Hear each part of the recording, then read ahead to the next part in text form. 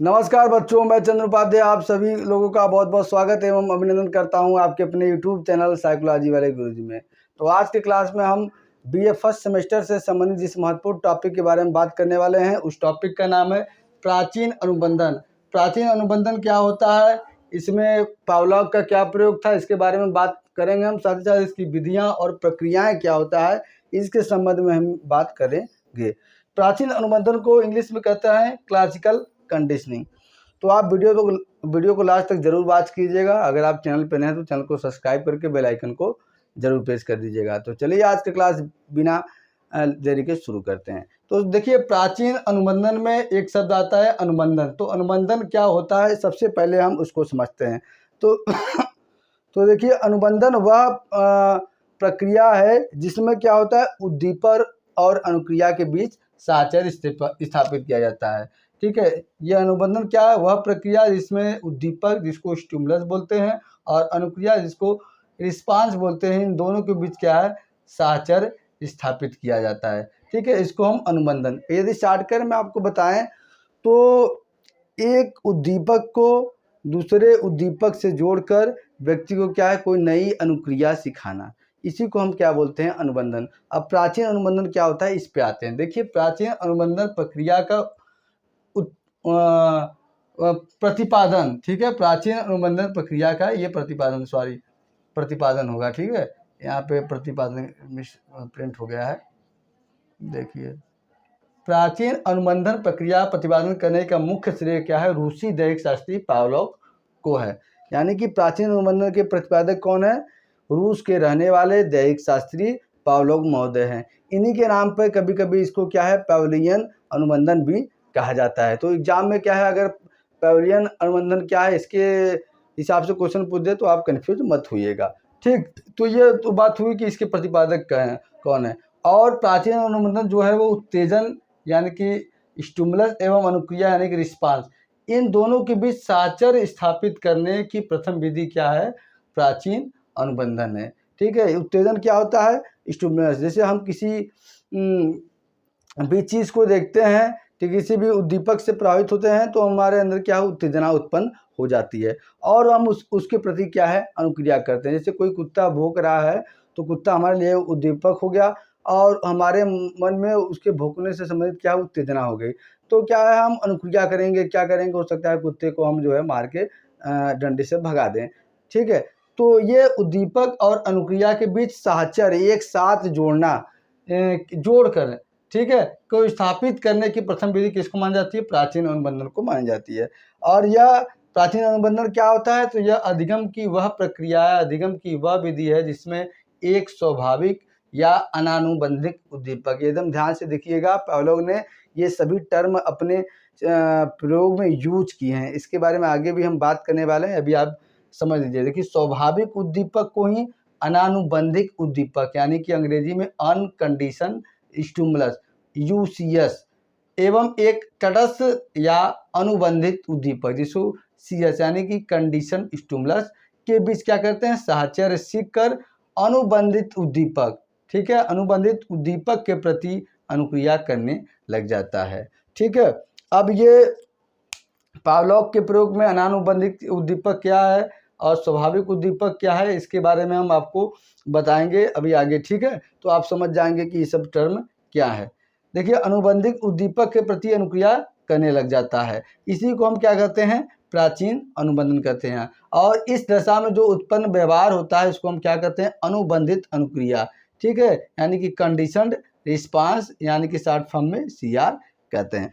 आप ये समझिए कि प्राचीन अनुबंधन अधिगम की वह प्रक्रिया है जिसमें स्वाभाविक उद्दीपक और तटस्थ उद्दीपक के बीच साहचर्य सीख कर व्यक्ति क्या करता है, वो तटस्थ उद्दीपक के प्रति ही अनुक्रिया करने लगता है। इसी को हम क्या कहते हैं, प्राचीन अनुबंधन कहते हैं। जैसे पावलोव के प्रयोग में हम जब आपको बताएंगे तो पावलोव के प्रयोग में स्वाभाविक उद्दीपक क्या था, भोजन। देखिए, कोई एक कुत्ते के लिए भोजन क्या है, उसको भोजन देखकर लार वो श्राव करेगा, ये स्वाभाविक बात है। लेकिन यहाँ पे इन्होंने एक तटस्थ उद्दीपक जुड़ा, इन्होंने घंटी से लार श्राव करना सिखाया। तो स्वाभाविक उद्दीपक क्या हो गया, भोजन, और तटस्थ उद्दीपक क्या हो गया, घंटी। इन दोनों को जोड़कर जो है इन्होंने क्या कर दिया, ये कुत्ते को घंटी के प्रति क्या वो कर दिया, लाड़ साहब करना सिखा दिया। इसी को प्राचीन अनुबंधन बोलते हैं। अब पावलॉग का प्रयोग क्या होता है, एक्सपेरिमेंट क्या है, इसको एकदम ध्यान से सुनिएगा, मैं आपको कहानी की तरह बताता हूँ। देखिए, इस प्रयोग में यह जानने का प्रयास किया गया है कि जो प्रयोज्य यानी कि पावलॉग ने अपना प्रयोज्य कुत्ते को बनाया था। कुत्ता क्या है, भोजन के अतिरिक्त किसी अन्य तटस्थ उद्दीपक के प्रति भी वही अनुक्रिया करता है जो भोजन के प्रति करता है। यानी कि एक कुत्ते को अगर भोजन देंगे तो लाड़ स्राव करेगा ही, लेकिन अगर हम कोई और उद्दीपक जोड़ दे उसमें, ठीक है, तटस्थ उद्दीपक अलग से जोड़ दो तो क्या उसके प्रति भी लाड़ स्राव करेगा। इसी को जानने के लिए क्या है, इन्होंने अपना प्रयोग किया। इसके लिए इन्होंने सबसे पहले पावलॉग ने एक ऐसा कुत्ता लिया जो कि इस प्रयोगशाला की परिस्थिति में अच्छे से ढल जाए। तो उन्होंने क्या किया, उसके जबड़े का ऑपरेशन कराकर लाड़ स्राव जहाँ से होता है वो नली क्या है, जबड़े में लगा दी। अब जबड़े में उसका ऑपरेशन करके जबड़े में नली लगा दी। अब कुछ समय बाद जब वो एकदम ठीक हो गया, उसका ऑपरेशन का घाव सब ठीक हो गया, तो क्या किया, उसको क्या है अपने लैब में लाया। और लैब में भी तुरंत ला के प्रयोग नहीं किया, वो कुछ समय तक, कुछ दिन तक वेट किया, क्योंकि जो कुत्ता है वो लैब जो प्रयोगशाला की परिस्थिति से अच्छे से वाकिफ हो जाए, परिचित हो जाए, जिससे जब वो पावलॉग प्रयोग करे तो उनको कोई दिक्कत नहीं होगा। जब कुत्ता जो है लैब के परिस्थिति में ढल गया तो अब ये क्या करते हैं, पावलॉग महोदय अपना प्रयोग शुरू करते हैं। इन्होंने क्या किया, जो कुत्ता को क्या भूखा रखा, ठीक है, कुत्ता को भूखा रखा, और भूखा रखने के बाद क्या है, इन्होंने क्या किया कि कुत्ते को भूखा रखा गया और कुत्ते को क्या इन्होंने उपकरण में बांध दिया, जिससे वो हिले डुले ना, या दौड़ के भोजन आए तो उस पर बुना। तो जब प्रारंभ में इन्होंने क्या उसको भोजन दिया, तो भोजन देना या भोजन देखकर कुत्ता क्या है, लाड़ स्राव करता था। अब जो है दूसरी बार में इन्होंने क्या किया, घंटी बजाया और उसके 8 सेकेंड बाद क्या है, इन्होंने कुत्ते को भोजन दिया। और ये प्रयास इन्होंने 3-4 बार बनाया, 3-4 बार क्या है दोहराया। तो प्रारंभ में देखा गया कि जब भोजन दिया जाता था तो कुत्ता लाड़ साफ करता था, लेकिन जैसे ही घंटी बजता था या घंटी बजा कर दिया जाता था, लाड़ साफ नहीं करता। लेकिन बार बार रिपीट करने पर यह देखा गया कि जब चौथा प्रयास किया गया तो ये देखा गया कुत्ता जो है घंटी बजने पर क्या है, वो 60 बूंद जो है लाड़ स्राव करना शुरू किया। और इस प्रयास को जब बार बार दोहराया गया तो अब जैसे ही घंटी बजती थी कुत्ता जो है पर्याप्त मात्रा में लाड़ स्राव करता था। तो यहाँ पे पावलॉग ने क्या है, ये बात जो इन्होंने शुरुआत में जानने का प्रयास किया था कि कुत्ता भोजन के अतिरिक्त भी या अन्य किसी वस्तु से भी लाड़ स्राव करेगा, तो ये बात यहाँ पे इन्होंने कुत्ते को सिखा दी। यानी भोजन से तो वो लाड़ साफ करता ही था, लेकिन अब इन्होंने क्या कर दिया, घंटी जो जिसको हम पावलॉग ने तटस्थ उद्दीपक या अनुबंधित उद्दीपक कहा है, इसको इन्होंने अनुबंधित उद्दीपक को जोड़कर क्या है, घंटी बजने पर भी लाड़ साफ करना सिखा दिया। अब इसमें ये इन्होंने कुछ टर्म यूज कर किए हैं, इसको देख लेते हैं। देखिए, यूसीएस को फुल फॉर्म क्या होगा, अनकंडीशनड स्टिमुलस। अनकंडीशनड स्टिमुलस को अंग्रेजी में क्या कहेंगे, अनानुबंधित उद्दीपक। और एक और इसका है करे भाषा स्वाभाविक उद्दीपक इसको कहते हैं। तो पावलॉग के प्रयोग में क्या है, अनानुबंधित उद्दीपक कौन है, भोजन।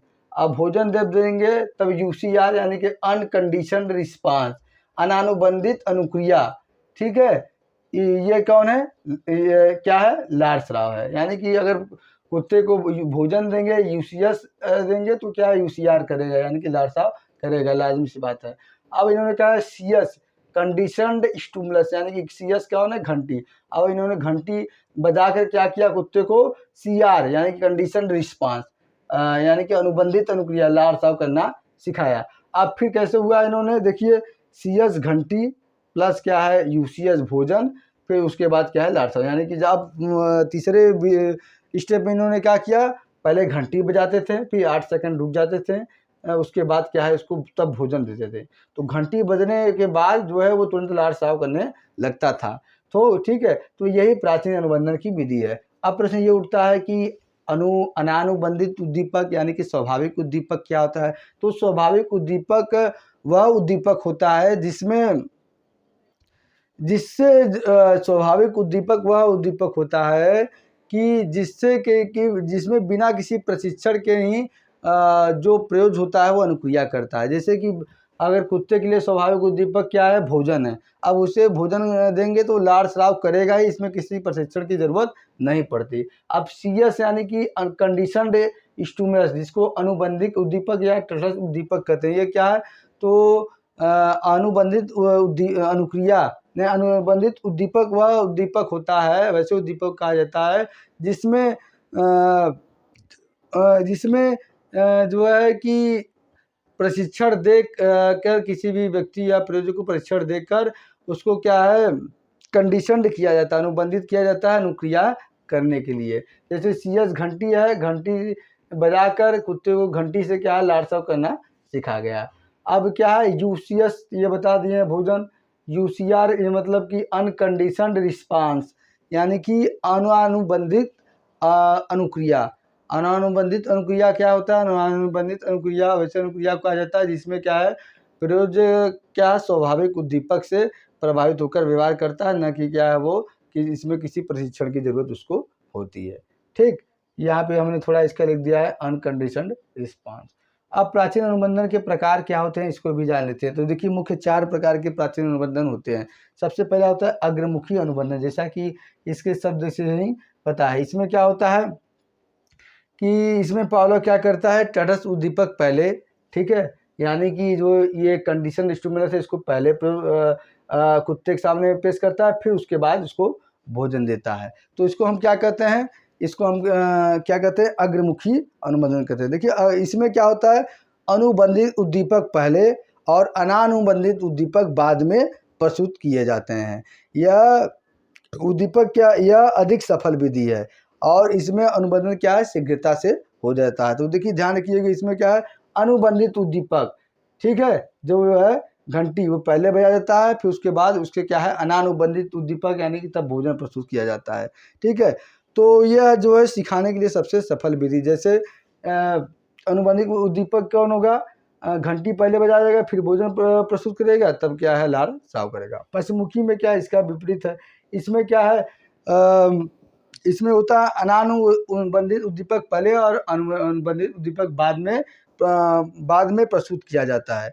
मनोवैज्ञानिकों ने इसे असफल विधि माना है। देखिए इसमें क्या, अनानुबंधित उद्दीपक पहले ही भोजन प्रस्तुत कर देंगे, या पहले भोजन प्रस्तुत कर देंगे, उसके बाद घंटी बजाएंगे, तब क्या फायदा है। तो इसलिए क्या है, पहले घंटी भोजन कर देंगे तो ऑटोमेटिक सब लाड़ स्राव करना कर देगा, तो क्या फायदा होगा। अब तीसरा है कालिक अनुबंधन। इसमें क्या है, कोई भी तटस्थ उद्दीपक प्रस्तुत नहीं किया जाता, कोई भी कंडीशनड स्टिमुलस प्रस्तुत नहीं किया जाता, बल्कि जो स्वाभाविक उद्दीपक है उसी को क्या है, प्रस्तुत करके कुछ समय में बांधा जाता है। ठीक है, जैसे प्रत्येक 2 मिनट पर भोजन देकर लाड़ स्राव 2-2 मिनट पर करने की जो है प्रशिक्षण देना, इसी को हम क्या है, कालिक अनुबंधन कहते हैं। समसामयिक अनुबंधन क्या होता है, इसमें क्या होता है, इसमें अंतर्गत अनुबंधित उद्दीपक एवं अनानुबंधित उद्दीपक एक साथ क्या है, प्रस्तुत किए जाते हैं और एक साथ ही अदृश्य किया जाता है। ठीक है, इसमें क्या होता है, ससमय मतलब साथ साथ, इसमें अनानुबंधित उद्दीपक और अनुबंधित उद्दीपक एक साथ प्रस्तुत किए जाते हैं और एक साथ अदृश्य किए जाते हैं। तो इसको हम क्या कहते हैं, समसामयिक अनुबंधन कहते हैं। तो आज की क्लास में क्लासिकल कंडीशनिंग क्या होती है उसके बारे में हमने डिटेल में बताया। आशा करते हैं आपको आज का क्लास पसंद आया होगा और इस क्लास का PDF नोट्स हमारे टेलीग्राम चैनल पे मिल जाएगा, आप जरूर ज्वाइन कर लीजिए टेलीग्राम चैनल। मेरे लिंक पे, मेरे यूट्यूब प्रोफाइल पर उसका लिंक दिया हुआ है। आज का क्लास पसंद आया होगा तो वीडियो को लाइक कर दीजिए और चैनल पे अभी तक नए हैं, आपने नहीं सब्सक्राइब किया तो आपसे रिक्वेस्ट है कि नीचे जो है ब्लैक कलर का बटन, सब्सक्राइब बटन है, उसको प्रेस कर दीजिएगा। आपको जो है बहुत हेल्प मिलेगी यदि आप साइकोलॉजी के विद्यार्थी है। तो चलिए आज का क्लास यहीं तक, मिलते हैं नेक्स्ट क्लास में किसी अन्य टॉपिक के साथ। तब तक के लिए आप सभी बच्चों का बहुत बहुत धन्यवाद। जय हिंद, जय भारत।